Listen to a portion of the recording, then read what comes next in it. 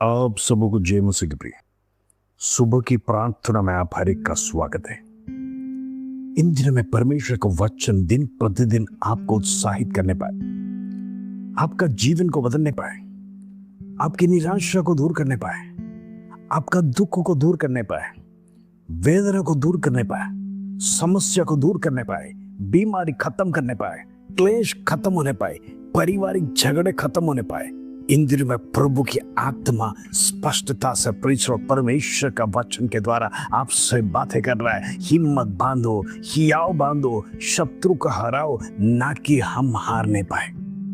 हालातों को देखकर ना डरो, बल्कि घुटने पे जाकर प्रार्थना कर कर वो श्राप की आत्मा, वो दुष्ट की आत्मा, वो अंधकार की शक्ति जो आपके घरों में प्रवेश कर चुका है, उसको हराना है, उसे निकालना है, उसको भस्म करना है। यीशु के नाम से प्रार्थना में बढ़ते रहो। हालेलुया। आइए आज का सुंदर वचन जो प्रभु हमारे जीवन में देता है उसे पढ़कर हम प्रार्थना में जाएंगे। फिलिपी का पुस्तक 3 अध्याय उसका 3 कलम। फिलिपियंस चैप्टर 3 वर्स 3 प्रभु का वचन इस प्रकार कहता है, निदान है मेरे भाइयों, प्रभु में आनंदित रहो। वे ही बातें तुमको बार बार लिखने में मुझे तो कोई कष्ट नहीं होता है और इसमें तुम्हारी कुशलता है। प्रिय, मुझे कोई कष्ट नहीं, पौल कहता है। उसके जीवन में अनेक दुख है, कष्ट है, समस्या है, प्रचार करने में भी अनेक लोग विरोध होते हैं, सब कुछ है, फिर भी पौलुस कहता है मेरे जीवन में कोई कष्ट नहीं है। लेकिन हमको आज मोटिवेट करने के लिए प्रभु का दास पौल कहता है, तुम सदा परमेश्वर में आनंदित रहो। प्रियो, कब हम आनंदित हो सकते? जब इस दुनिया को हम तुच्छ गिने, शरीर की लालसा को तुच्छ गिने, शारीरिक जीवन को तुच्छ गिने, इस संसार की मोह माया को तुच्छ गिने, इस संसार को हम पीछे हटा दे, इस संसार को हम पीछे भुला दे और ये की लक्ष्य हम प्राप्त कर जीना है। मुझे संसार में कायम जीना नहीं, मैं तो एक प्रवासी हूं, परमेश्वर मुझे लेने के लिए जल्दी आ रहा है। इस संसार में जीने के लिए कष्ट है, दुख है, समस्या है, क्लेश है, लेकिन ढाढ़स बांधो।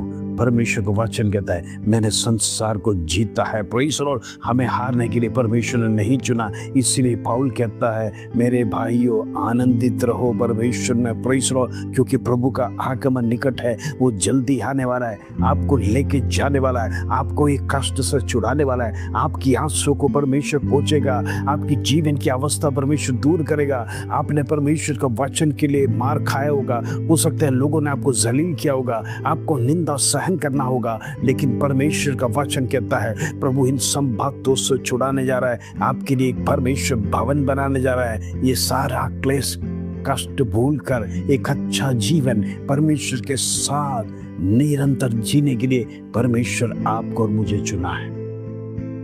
ऐसा है तो हमारे जीवन में जो कुछ भी कष्ट आता है उसको हम कष्ट नहीं समझेंगे, क्योंकि वो तो दैनिक जीवन में जब तक इस संसार में जीता है एक परमेश्वर का भक्त, चाहे कितना प्रार्थना भी करने वाला क्यों ना व्यक्ति हो, कितना उपवास करने वाला व्यक्ति भी क्यों ना हो, उसके जीवन में समस्या आएगा, बीमारी आएगा, कष्ट आएगा, क्लेश आएगा।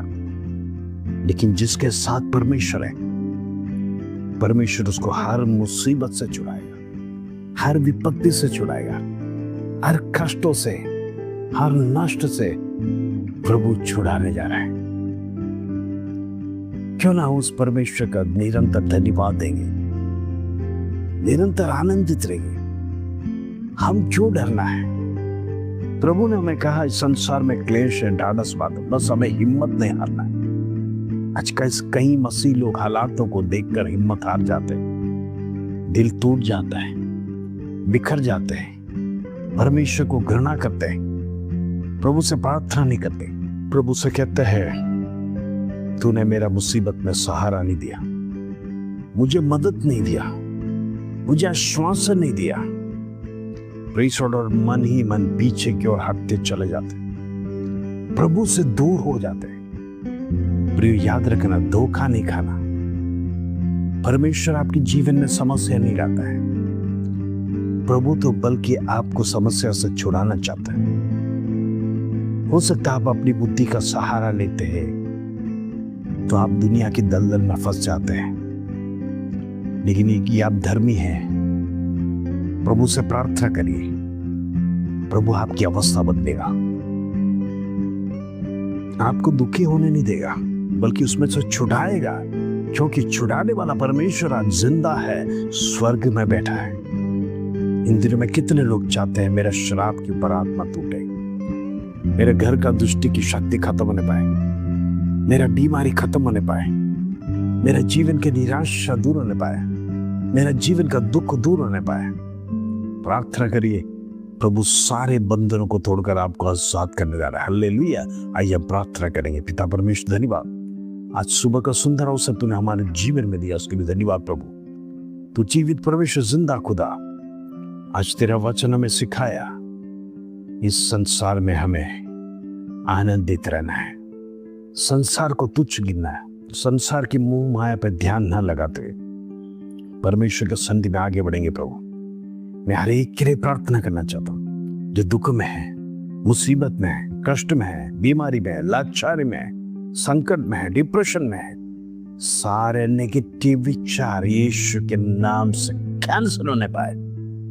द नेम ऑफ जीसस, छुटकारा दे परमेश्वर, हर एक व्यक्ति का जीवन में आश्वासन दे, हर एक व्यक्ति का जीवन बंधन से टूटने पाए, यीशु के नाम से होने दे। इसके धन्यवाद प्रभु, तो प्रार्थना सुना, विनंती सुना, इस धन्यवाद, आदर, महिमा, जलाल तुझे देते प्रभु। छोटी सी प्रार्थना प्रभु यीशु मसीह के नाम से मांगते हैं, सुन और ग्रहण कर पिता, आमीन आमीन। प्रिय, प्रार्थना में बढ़ते रहिए, प्रभु जरूर आपको छुड़ाएगा। कष्ट में हो, परमेश्वर के सन्निधि में घुटने टेकिए, जीवन में नष्ट हुआ है, प्रार्थना कीजिए, बीमारी में है, प्रार्थना कीजिए। हम भी आपके लिए लगातार प्रार्थना कर रहे हैं, जितने लोग हमारे ग्रुप में सभी के लिए प्रार्थना करते हैं। परमेश्वर आपके बंधनों से आपको आजाद करे, एक विश्वासमय जीवन, धीरजमय जीवन परमेश्वर के सन्निधि में जीने के लिए लगातार प्रार्थना करेंगे। परमेश्वर जरूर आपको छुटकारा देगा, परमेश्वर जरूर आपको आशीष देगा। विश्वास के साथ आगे बढ़े। प्रभु आप सबको आशीष दे। जय मसीह।